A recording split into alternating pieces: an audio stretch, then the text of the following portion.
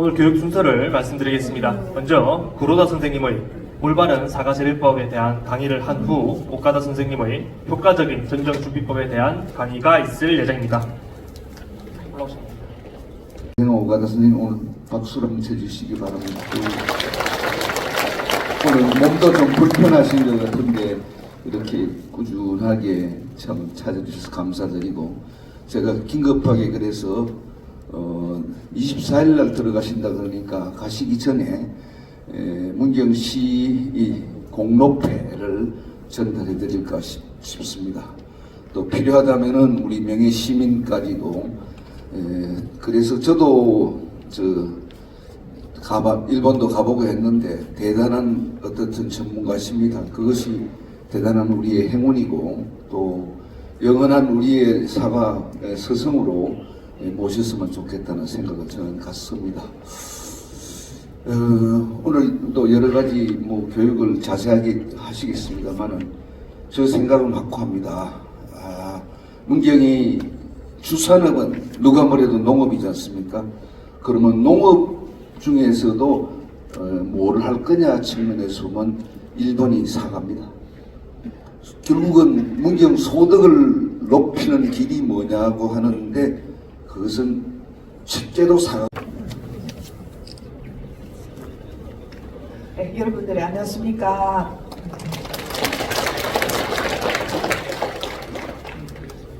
올해도 이렇게 만나 뵙게 되어서 너무 기쁘게 생각합니다.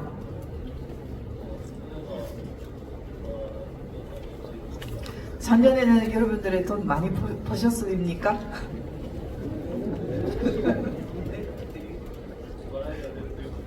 웃고 계신다는 것은 많이 버신 것 같아요.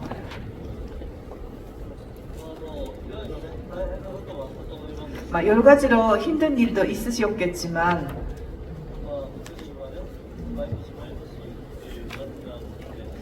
해마다 요즘은 여름에 너무 덥고요. 일본도 마찬가지입니다. 여러분들하고.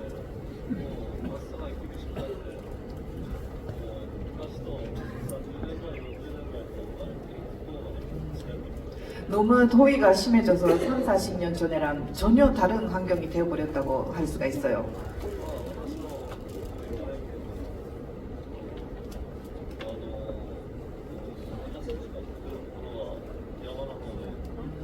제가 살고 있는 이바라기현 중에서도 제가 살고 있는 데는 산간 지역이거든요. 여름에는 매우 덥고 겨울에 아주 추운 그런 지역입니다. 얼마나 더운가 하면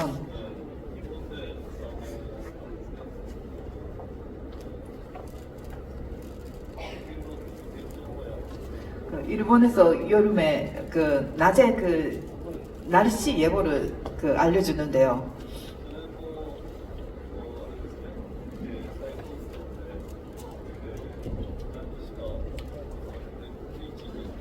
작년에도 최고 기온이 전국에 1위가 된 적이 몇 번 있어요. 그 정도로 더운 지역입니다.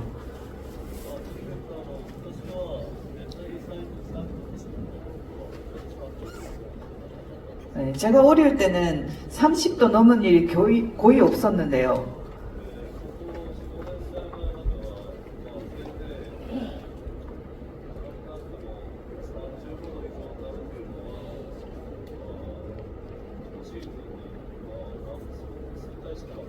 이 금년 4, 5년 정도에서 30도 넘는 거는 한 시즌에도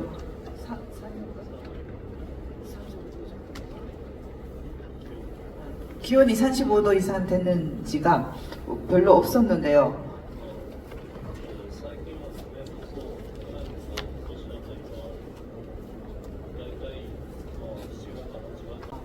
7, 8월 달에 봤을 때 30도 넘어가는 곳이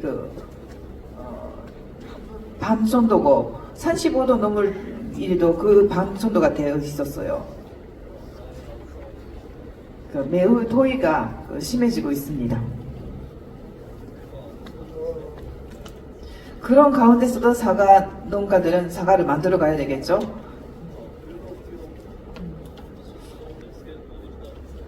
겨울의 기온도 제가 어릴 때는 마이너스 20도를 치가지고 강해서 스케이트를 할 수 있는 정도였거든요. 근데 지금은 마이너스 10도를 치는 일이 2, 3일 정도밖에 되지 않아요. 네, 그런 가운데서 아침에 온도는 마이너스 8도, 9도 그렇게 되어 있습니다. 지금. 옛날부터 말씀을 했었지만은 온도가 1도 올라가면은 작물의 생산 체육이 250kg 내려간다라는 얘기가 있었습니다. 다른 작물의 경우는 1년생의 그런 작물의 경우는 날씨가 더워져도 심는 시기를 늦춰진다든지 수확 시기를 늦추는 것으로 대응할 수 있습니다. 그런 사과나무 같은 거를 그 나무를 옮길 수가 없잖아요. 그러니까 시기를 옮길 수도 없어요. 그래서 온난화의 충격을 바로 받는다고 할 수 있습니다. 그래서 그런 가운데서 어떻게 대처해야 하는가라는 것을 오늘 말씀드리려고 합니다. 네, 여러분들은 갖고 있는 자료가 있을 건데요. 여기서 온난화되면 어떤 일이 일어났는지가 적혀 있을 것입니다. 수확 시기가 늦어진다는 것이죠. 그거 무슨 말이냐면 봄에 빨리 오고 겨울에 늦게 온다는 말이 되니까 그만큼 생육 기간이 길어진다는 거죠. 아마 옛날하고 비해서 한 달 정도는 생육 기간이 길어지고 있다고 여러분도 느끼고 있을 것입니다. 그렇게 되면 여러 가지로 문제가 생길 거예요. 생육 기간이 길어지면 그만큼 영양분을 많이 만들기 때문에 사과 자체는 단맛이 많아집니다. 그러나 빨리 싹이 뜨면은 그만큼 뒤에 오는 추위에다가 영향을 받기 때문에 냉해를 받을 수가 있죠. 설의 비해라든지 추위로 인한 피해를 봄초에 받을 수가 있습니다. 그래서 그런 설 대책을 세워야 되는 그런 문제가 생깁니다.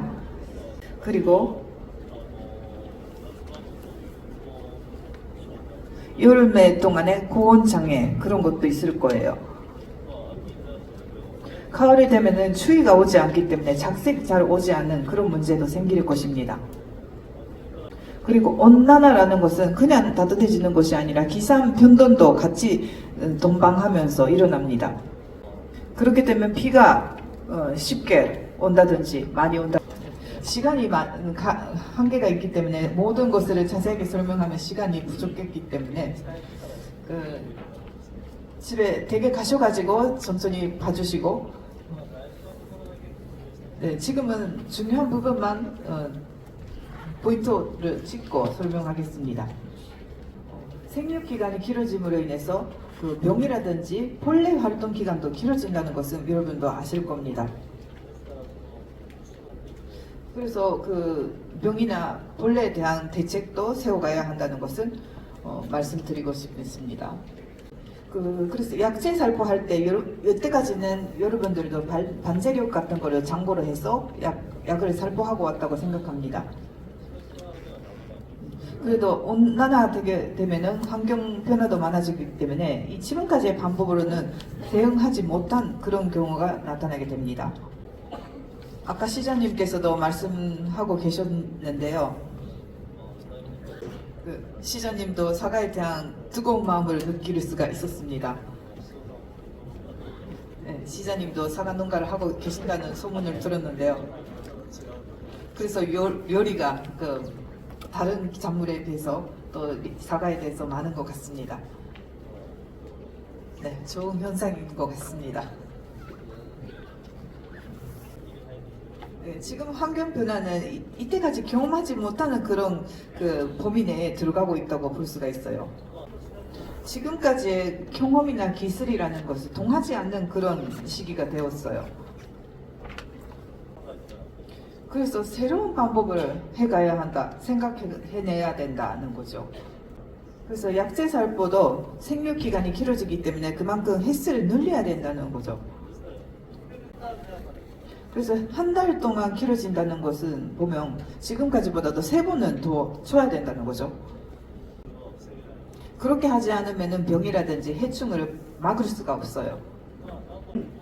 여러 번 여러분들에게 말씀을 드렸지만 그 병이나 벌레도 그렇지만 농약이라는 것은 그 예방 효과밖에 없다는 것을 말씀을 드리고 있어요. 예를 들어서 작년 같은 경우에는 그 노린재가 많이 나왔다는 얘기를 들었습니다. 일본에서도 그 노린재가 대량으로 발생했었습니다. 정말로 산상 초월하는 그런 숫자가 나왔었어요. 네, 나중에 사진을 보여드리려고 생각하는데요. 전국적으로 대발생했습니다. 10년 전에도 이런 일이 있었는데 그렇습니다. 그래서 대책을 제대로 세우지 못한 농가는 피해는 엄청나게 클 겁니다. 그래서 우리 농가나 오카다산 농가는 거의 피해가 없었다고 말할 수가 있어요. 미리미리 그 약재를 하고 있으면은 노린재라는 것은 약재가 있는 데다가 앉으면은 그 선발해서 이렇게 약을 흡수해가지고 그대로 죽어버린다고 하네요. 병의 반제랑 같은 뜻인데요. 그 약의 효과를 끊어지지 않게 해야 된다는 것이 중요합니다. 그리고 잘 듣는 약이랑 안 듣는 약이 있어요. 뭐라도 듣기는 하는데 그 효과가 짧은 거랑 긴 것이 있습니다. 예를 들어서 인제 같은 것은 그 효과가 2-3일밖에 지속되지 않아요. 그렇게 되면 다음에 살포까지 그 효과가 없어지잖아요. 그래서 네오니코티노이드 계통의 약제라든지 합성 피레스로이드제라든지 그런 그 효과가 오래 가는 것을 노린재가 발생하는 시기에는 사용해야 됩니다. 그 노린재는 밤의 온도가 15도 이하가 되면 활동하지 못하게 된답니다. 그리고 언제 많이 발생하고 있는가라는 것을 미리미리 조사하고 있어야 됩니다. 나중에 기술센터 쪽으로서도 제안할 생각인데요. 페로몬 트랩을 미리 설치해 놓고 비례량 날아오는 그 숫자를 매일매일 측정하는 그런 노력도 필요합니다. 그렇게 해서 많이 좀 날아왔다고 싶을 때 농가 전체에다가 주의보로 그 경고를 보내주는 그런 대책이 필요하다고 생각합니다. 저희 농협 쪽에서는 그런 방법이 철저하게 실천하고 있기 때문에 비교적으로 그런 그 노린재 피해라는가 그런 것이 적다고 할 수가 있어요. 그래서 약재살포의 횟수를 늘려야 된다라는 점이 하나 있고, 그리고 그 병이라든지 벌레 발생 상황이라는 거는 원마다 달라요.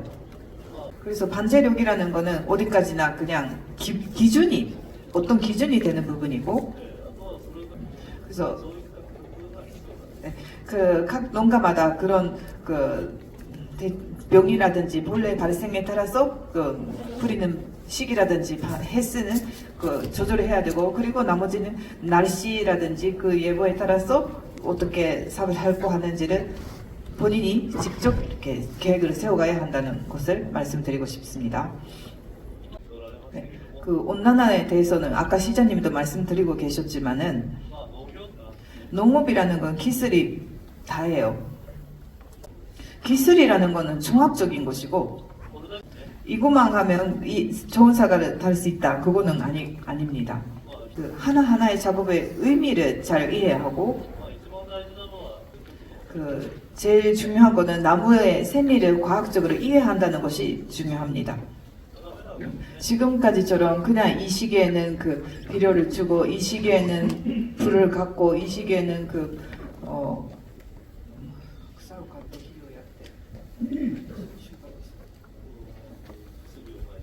약재 살포를 하고 이렇게 지금까지처럼 그냥 습관적으로 하고 있는 것으로는 안 됩니다. 무슨 의성 왜 수분을 시켜야 되나라든지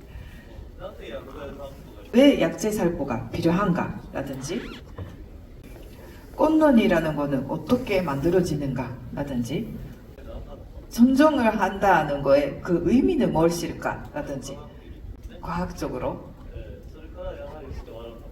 사과가 왜 여름의 고온으로 인해서 온난화로 부드러워지는가라든지 왜 사과는 빨갛게 되나 라든지 그런 하나하나의 부분을 과학적으로 이해하는 필요가 있습니다. 오늘은 그런 말씀을 너무 자세하게 하면 시간이 없기 때문에 간단하게 말씀을 드리려고 합니다. 오늘은 제가 말씀드린 것은 제가 현대농업, 일본의 잡지의 현대농업 안에도 2년 동안 연재한 부분의 한 부분이 됩니다.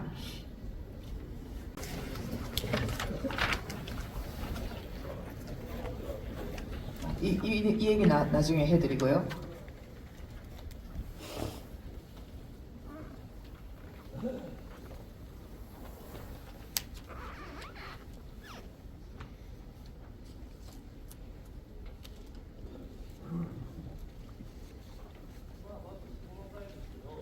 우선 설비에 대해서인데요. 네, 설에 대해서 가장 효과적인 것은 이 반사팬이에요. 네, 여기는 그 일본에서 그 나라에서 보조가 있어요. 보조 사업이 돼 있거든요. 그 반 정도는 50% 정도는 보조가 나오게 돼 있습니다. 네, 산지 많아지면은 그 예산에 한계가 있기 때문에 그 아오모리라든지 나가노는 그 사과 농가가 많기 때문에 그 신청하더라도 잘 안 되는 경우가 있는데 저희들은 산지가 뭐 크지는 않기 때문에 작기 때문에 신청만 하면은 거의 다 보조가 나오게 됩니다. 그래서 아오모리나 나가노 분들은 저희를 매우 부러워하고 있어요. 근데 반사팬 달았다고 해서 모두 다 막을 수 있는 것이 아니에요. 그러나 이거를 설치함으로 인해서 피해를 정도는 많이 줄일 수가 있습니다. 네, 이쪽은 옛날의 방법인데요. 네, 이거 옛날부터 하고 있는 연소법인데요. 작은 캔에다가 연소시키는 그 물을 넣고 불을 피우고 있어요. 네, 한국에서는 여러 가지로 규정이 있어서 어려울 수도 있겠습니다만은 그리고 이거는 좀 싸게 할 수 있지만 좀 번거로워요. 면적이 많으면 힘들고요. 네, 저희들은 이렇게 제트 히터라는 그런 기계를 사용하고 있습니다. 이거를 반사팬의 뒤쪽으로다가 놔두고요. 이렇게 두 개를 같이 사용하게 되면 마이너스 5도, 6도가 되어도 피해가 없습니다. 이거는 오리온이라는 회사의 제품인데요. 이 출구가 이렇게 가동이 가능하기 때문에 위쪽으로도 할 수 있고, 네, 한국에서도 이 메카에 대리점이 있다고 들었습니다. 원하시면은 구할 수가 있을 거예요. 네, 이거는 이바라키 현촌지에서도 사용하고 있는 농가가 많습니다. 이거는 핑결법이라고 하는데요. 이 스프링클러로 물을 뿌리면서, 물을 뿌리고 있는 모습 보이시나요? 이거는 유럽에서도 일반적인 방법이라고 할 수 있어요. 네, 물이 얼면서 열을 발생하게 됩니다. 네, 이렇게 해서 얼음이 고드름이 많이 생기기는 하는데요. 이렇게 함으로써 사과 자체의 온도가 연도 이하로 내려가지 않다는 그런 효과가 있습니다. 꽃눈의 라든지 그런 것이 피해를 받는 건 마이너스 1도, 2도가 돼야지 그러는데 이거 연도니까 안전하다는 거죠. 연도로 유지가 되기 때문에 피해를 줄일 수가 있습니다. 이게 그 단점이라고 하면 설비 비용이 많이 걸린다는 부분과 대량의 물이 필요하다는 부분이죠. 대량의 물. 물이 부족하면 온도가 더 내려가기 때문에. 그리고 물이 너무 많으면 그 고드름이 많이 생겨서 가지가 풀어진다라는 단점이 있어요.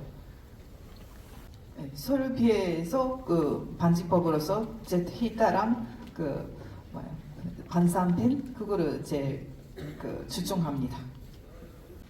앞으로 온난화가 시작하면은 해마다 그 서울 피해나 그런 거 발생할 거로 생각됩니다. 다음으로는 일소 피해에 대해서 말씀드립니다. 하기 위해서 어떻게 해야 되냐? 시험장 같은 경우에는 그 사과나무 위에다가 네트를 막거나 이런 게도 하고 있어요. 그러나 저희들이 사과밭에다가 그렇게 그 망을 걸치거나 그런 일은 쉬운 일이 아니죠.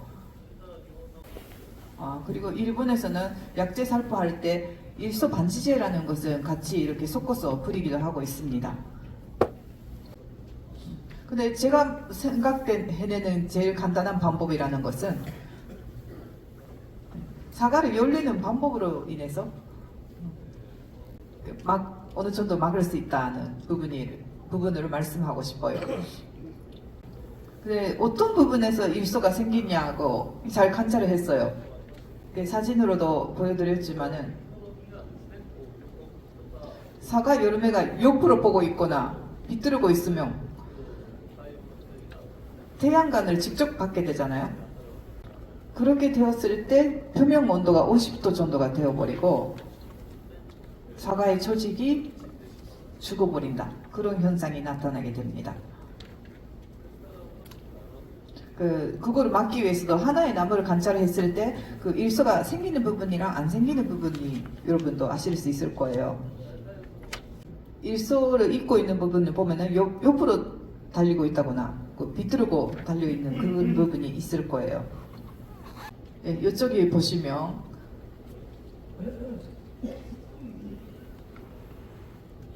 이거는 저희 밭에 있는 사과인데요.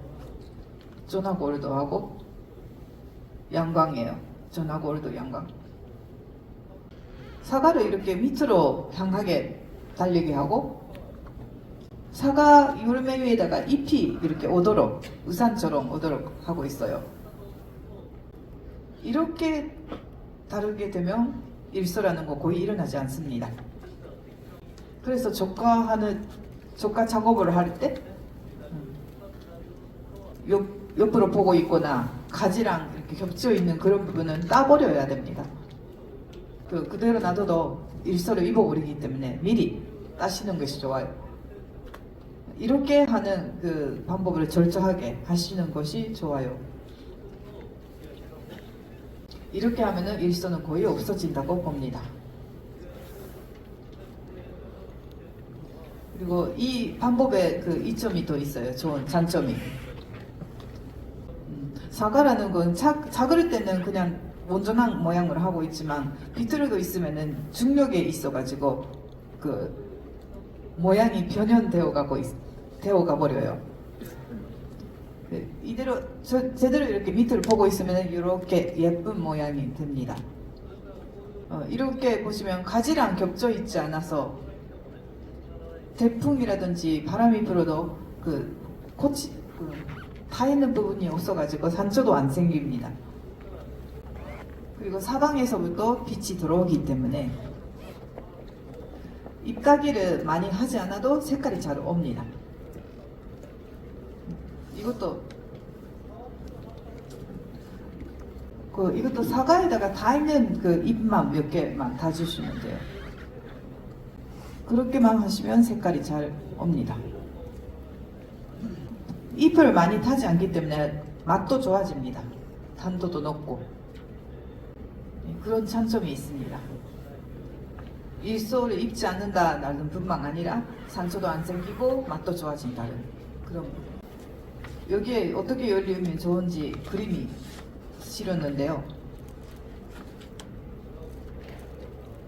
그 의회를 보고 있는 과제에는 달리지 않게 하고, 두 개로 나뉘어지고 있는 부분은 한쪽에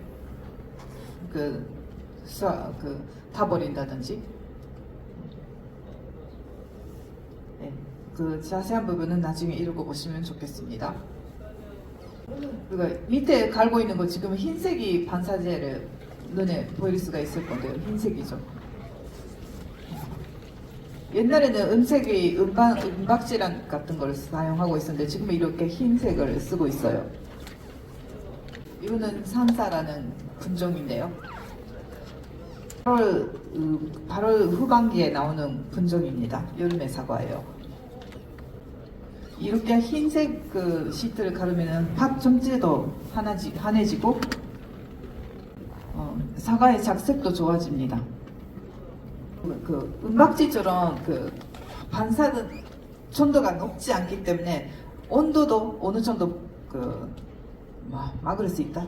그 큰 산승으로 막을 수가 있습니다. 그 외화 재배 같은 경우에는 은박지를 갈고 있으면은 8월달에 그 반사 때문에 일소가 일어날 수도 있거든요. 이런 거는 복숭아 같은 걸 하고 있는 분에도 추천하고 싶습니다. 이 재료는 여러분들 하고 있는 마스크랑 같은 재료입니다. 부직포 같은 거요. 그리고 이거는 초봉할 때도 그냥 태워도 괜찮으니까 그런 부분에서도 추천합니다. 기후 변동이라는 거 극단적으로 비가 오지 않거나 너무 많이 오거나 그런 현상이 나타나게 되는데요. 오고 있을 때는 막 문제가 없다고 할 수 있는데 오지 않을 때가 문제가 되는 겁니다. 비가 오지 않으면 어떤 현상이 나타나는가 하면 물이 부족하면 영양분을 만들지 못하게 됩니다. 나무가. 이따가 또 자세하게 설명드리겠지만은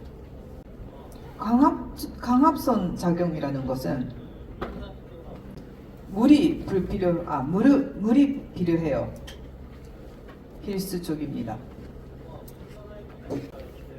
물을 태양의 빛으로 인해서 분해시키고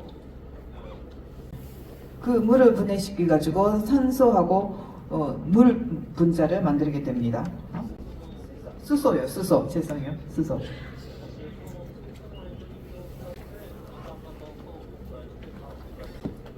그거 수소를 이용해 가지고 이산화탄소를 만들어서 탄수화물을 만들게 됩니다. 그래서 물이 없으면 영양분을 만들 수가 없다고 할 수가 있어요.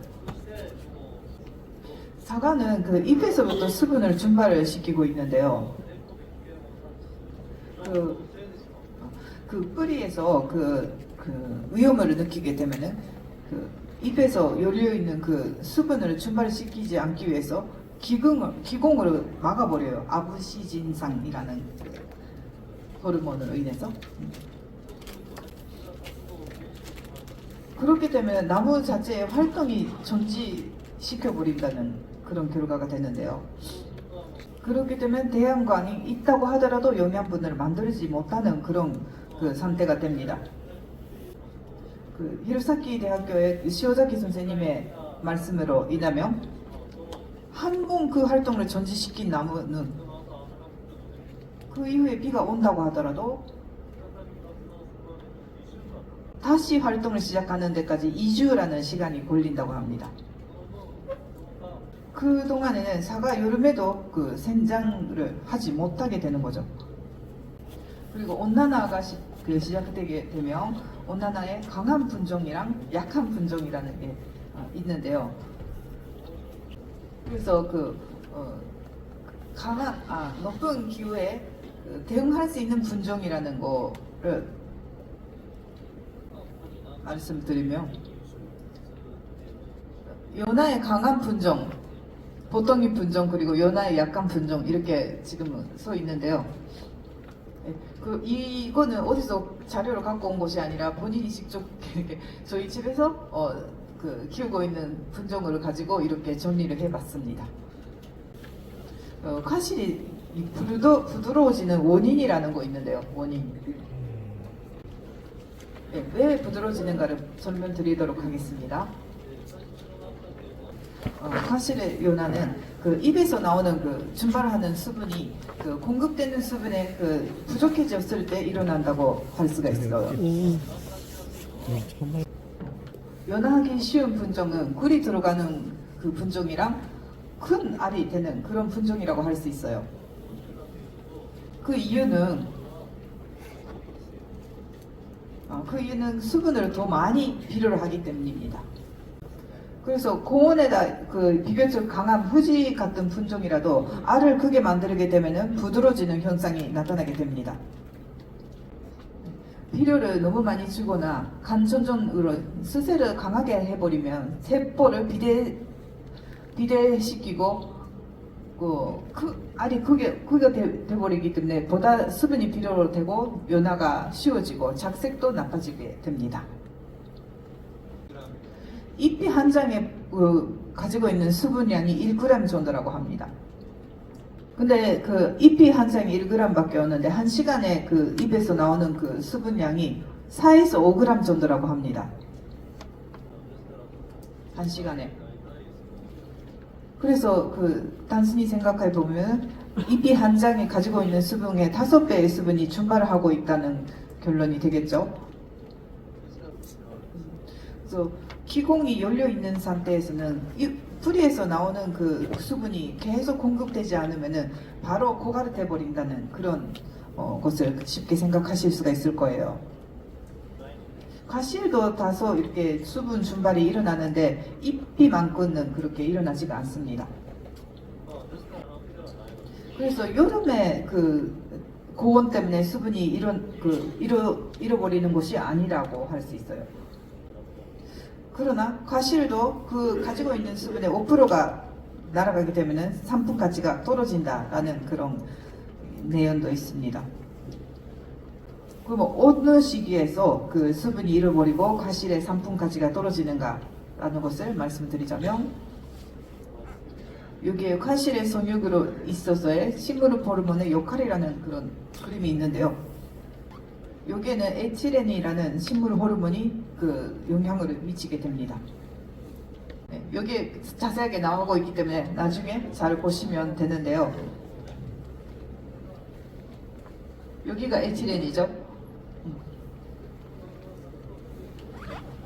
이 에틸렌은 수확 직전에 갑자기 이렇게 늘어나는 것을 볼 수가 있어요. 이거는 과실의 호흡량이에요. 이렇게 내려오는 거는 호흡량. 여기에 과실의 선장의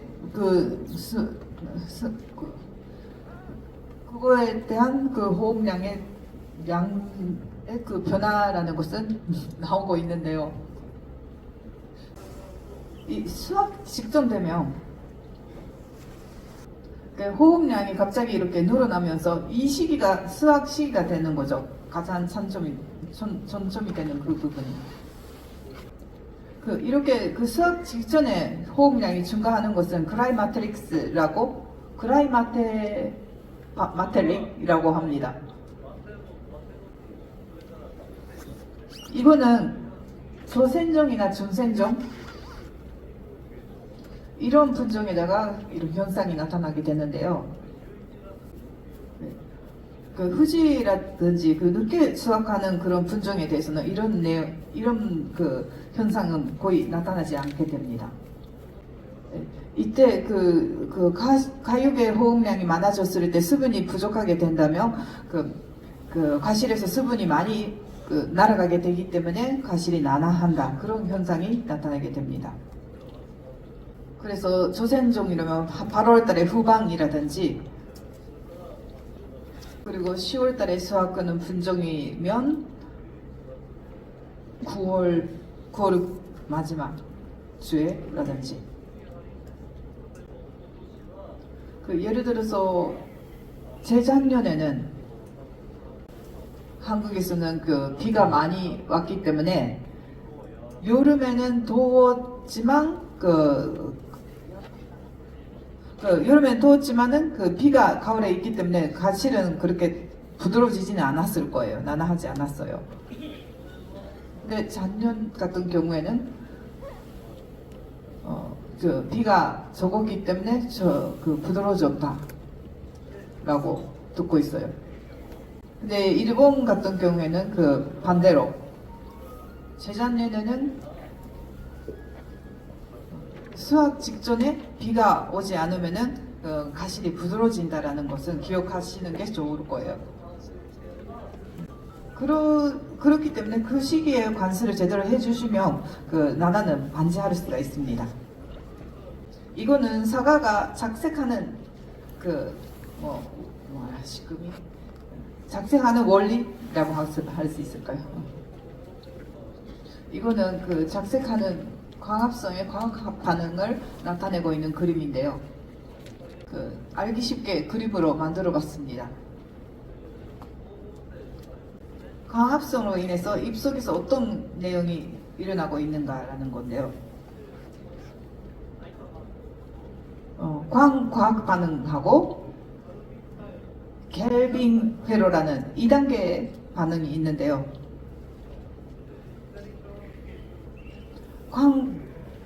광화학 반응에서는 광합성에서는 물을 흡수하면서 그거를 광과학 반응으로 산소를 만들어내고 또 한 건의 켈빈 회로에서는 이산화탄소를 흡수하고 또 하나의 반응을 일으키는데요. 켈빈 회로에서는 이산화탄소랑 화학환원에서 나오는 ATP나 NADPH를 이용해서 탄수화물, 전분을 만들게 됩니다. 전분이나 설탕 같은 거로 만들게 됩니다. 그런데 그것이 여름에 끝나고 가을이 되면 기온이 떨어지게 되잖아요. 여기에다가 가을의 저온에 노출된 사과라고 밑에 적혀 있는데요. 이렇게 됐을 때 켈빈 회로의 활동이 약해집니다. 그렇게 됐을 때는 이산화탄소의 증가량이 약하게 되기 때문에 반면에 광화학 반응은 햇빛이 아직 있기 때문에 계속해서 에너지를 만들게 되잖아요. 그거로 인해서 독성이 강한 활성산소가 만들게 됩니다. 근데 활성산소가 식물의 식물을 합성 잔치 그 자체를 파괴하게 되는 그런 역할을 하게 되는데요. 그래서 거기에서는 사과가 과잉한 빛에서 세포를 보호하기 위해서 안토시아닌이라는 빨간 색소를 유도하게 된다고 합니다. 안토시아닌으로 인해서 보호막을 만들어 가지고 세포의 파괴를 막아주는 그런 역할을 하기 위해서 빨갛게 그것으로 인해서 사과가 빨갛게 색깔이 물든다고 할 수 있습니다. 그러나 온난화로 인해서 가을에 온도가 내려가지 않게 되면 이 작용이 좀 약해지겠죠. 그렇게 됐을 때 활성산소도 만들어지지 않기 때문에 안토시아닌도 만들어지지 않아서 만들 필요가 없기 때문에 색깔이 안 나는 빨간색이 나지 않는 그런 경우가 생깁니다. 그래서 온난화 때문에 색깔이 오지 않다는 것은 이런 부분에 원인이 있다고 할 수 있어요. 사과의 초록색은 용력소 클로로필이라는 용력소가 되죠. 가을이 되면 이 용력소가 파괴하기 시작하는데요. 그럼으로써 빨간 색깔이 유발이 되어 가는데 여기서 문제가 되는 것은 질소 비료예요. 질소가 너무 많으면 클로로필이 없어지지가 않다고 합니다. 그래서 색깔이 오지 않다는 그런 현상이 나타나게 되죠. 비료가 너무 있으면 색깔이 오지 않는다라는 것도 거기에 이유가 있습니다. 그 칠소가 빠지지 않으면 빨개지지도 않고, 그리고 입에서 만들어진 만들어진 그 탄수화물이 탕으로 바뀌어지지 않고 단백질로 돼버린다고 합니다. 그렇게 됐을 때 색깔도 오지 않는, 달지도 않은 그런 사과가 돼버립니다. 아까 시장님이 산쪽에 있는 사과가 맛있다는 말씀을 했었는데요. 아오모리의 히로사키 지역은 편지이거든요. 거기서 그 땅 조건도 좋아가지고 비옥간 그런 지역이라고 할 수 있어요. 사과는 커지고 생산성은 아주 좋다고 할 수 있는데요. 맛 좋은 사과는 산 쪽에 있는 사과입니다. 왜 산에 있는 사과는 맛있는가 하며, 그거는 비료가 없기 때문에라고 할 수 있어요. 저희 밭에서는 30년 동안 비료를 주지 않고 하고 있습니다. 그러나 사과는 잘 열리고 있습니다. 비료는 주면 줄일수록 맛이 있지 않은 색깔이 없는 그런 사과가 됩니다. 그래서 사과가 맛이 있지 않는 이유는 그 온난화 때문에 뿐만 아니라 자기 자신의 원에 있는 비료가 너무 많다라는 것도 원인이라고 할 수 있습니다. 네, 이런 말씀을 하면 비료를 판매하고 있는 사람은 별로 좋아하지 않을 텐데요. 작년에 색깔이 잘 오지 않았던 분들은 비료를 올해는 많이 하지 않는 것이 좋을 것입니다. 비료를 왜 주지 않아도 되냐면, 옛날에는 농산물은 비료로 키워야 한다, 그런 개념이 있었는데요. 과학 발달로 인해서 여러 가지 진실을 알게 되어 있습니다. 비료보다 호르몬의 작용이라는 게 더 중요하고요. 비료라는 것은 광합성하면서 영양분을 만들 때 최소한 양만 있으면 된다고 할 수 있어요. 너무 많은 양이 있으면 오히려 해가 됩니다. 사람도 마찬가지죠. 영양분은 필요하기는 하는데 너무 많은 양을 과다하게 섭취하면 오히려 건강에 해를 끼치게 됩니다. 최근에는 사통으로 수확하는데 필요한 비료의 양은 어느 정도냐라는 것도 연구를 했는데요.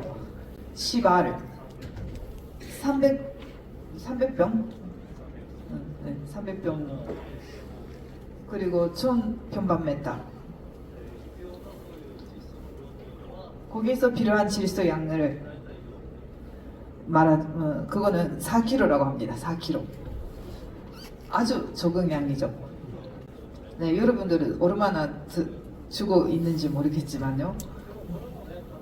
이것도 꼭 필요하다고는 말할 수가 없어요. 예를 들어서 토끼뿔이라든지 밭에다가 이렇게 같이 키우고 있으면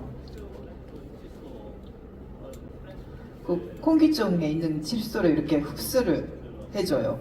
식물에다가 공급을 되기 때문에 같이 식물에다가 공급할 수 있어요. 그 양이 어느 정도냐면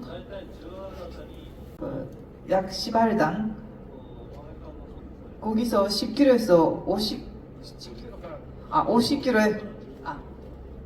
15kg부터 50kg의 영양분을 질소를 공급할 수가 있다고 하네요. 그래서 토끼풀을 같이 심고 있으면 거의 비료를 주지 않아도 된다는 그런 결론이 되죠. 돈을 들이지 않아도 사과를 만들 수 있으면 그것도 좋지 않겠습니까? 네, 여기에 서 있죠. 네, 지금까지 말씀한 부분이 온난화에 대해서 어떤 대책을 하면 되는가에 힌트가 되지 않았을까 싶습니다. 비하고 그리고 물 관리가 매우 중요합니다. 물의 관리라든지 종합적인 기술의 관리가 중요한 시기라고 할 수 있습니다.